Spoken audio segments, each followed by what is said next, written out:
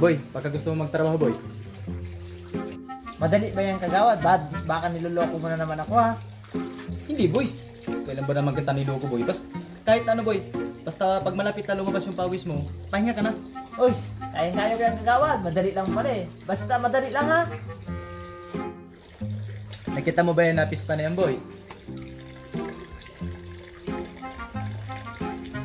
Anong gagawin dyan?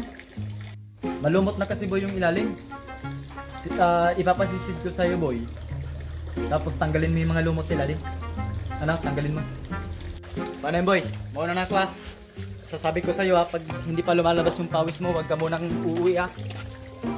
Maraming salamat kagawad!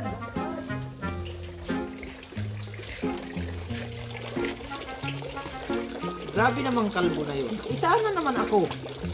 Ano ang pagpapawisan dito kung sisisitin ko to? Hindi ako makakauwi ngayon. Kalbo!